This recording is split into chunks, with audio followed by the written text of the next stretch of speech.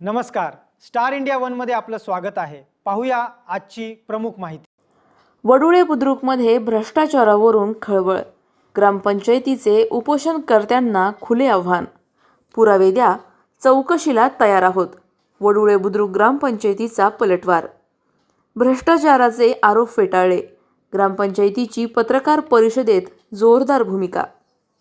वडुळे बुद्रुक ग्रामपंचायतीवरील भ्रष्टाचाराच्या आरोपांवरून गावातील राजकारण तापलं आहे। कथित भ्रष्टाचाराच्या निषेधार्थ सुरू करण्यात आलेल्या आमरण उपोषणाच्या पार्श्वभूमीवर ग्रामपंचायत प्रशासनाने सर्व आरोप स्पष्टपणे फेटाळून लावले आहेत। सरपंच अलका सागडे, ग्रामसेविका शिंदे मॅडम, संबंधित अभियंते आणि ग्रामपंचायत सदस्यांनी पत्रकार परिषद घेऊन विकास कामे नियमानुसार आणि मंजूर अंदाजपत्रकानुसार झाल्याचा दावा केला। तसेच उपोषणकर्त्यांनी कोणतेही ठोस पुरावे असल्यास ते सादर करावेत असे खुले आव्हानही देण्यात आले। पाणीपुरवठा योजनेसह विविध विकास कामांमध्ये भ्रष्टाचार झाल्याचे आरोप निराधार असल्याचे प्रशासनाने सांगितले असून कोणत्याही चौकशीला सामोरे जाण्याची तयारी असल्याचेही स्पष्ट केले आहे। दरम्यान या प्रकरणामुळे गावातील राजकीय वातावरण चांगलेच तापले आहे। प्रतिनिधी आया शेख, शेवगाव।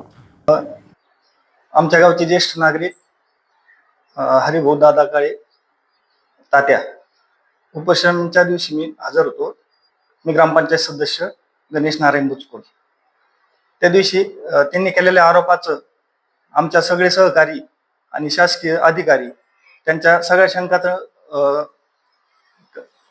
निवारण केलं आणि त्यांची कुठलंही आश्वासन न देता आम्ही त्यांना ते उपोषण सोडलं। त्यांनी नाही, कुठलंही पत्र न देता उपोषण सोडलं, त्यांच्या शंकांचं निरसन झालं।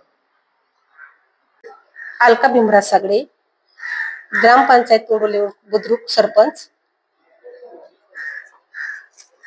हरिभाऊ काळे हे पाईपलाईन गणगे वस्ती ते काळे वस्ती पाईपलाईन तयार झालेली आहे, त्याच्या संदर्भात उपोषणात बसले होते। तर त्यांना ती आम्ही ग्रामपंचायतीने केलेला पाईपलाईनचे काम केलेले आहे। सदरचे काम हे पंचायत समिती शेवगाव येथील इंजिनियर माननीय नेहुल साहेब मार्गदर्शनाखाली काम अंदाजपत्र नुसार झालेले असून सदर कामावर प्रत्येक जाऊन पाहणी करण्याची त्यांची ग्रामपंचायत सरपंच उपसरपंच सदस्य यांचे उपस्थित त्या कामाचे व्हिडिओ त्या अंदाजपत्राप्रमाणे सर्व बाबींची तपासणी केली।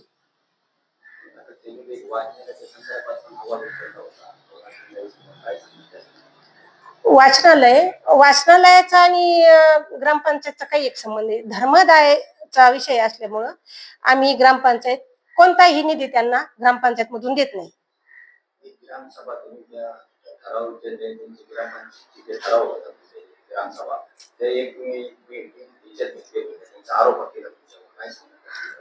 तर त्याचं असं आहे, नवीन नियम त्याला चालू झालेला आहे। 1 मेची ग्रामसभा आपण 31 तारखेच्या आत कधी पण जर घेतली ना तर तिचा म्हणजे राष्ट्रीय सण असल्यामुळं त्या दिवशी झंझट नकोय म्हणून मग आम्ही 29 तारखेला ती ग्रामसभा घेतली आणि त्याचा पूर्ण अधिकार सरपंचांना आहे की ती कोणत्या पण तारखेला घेतली पण नियमाच्या आत घेतली तर ती चालते।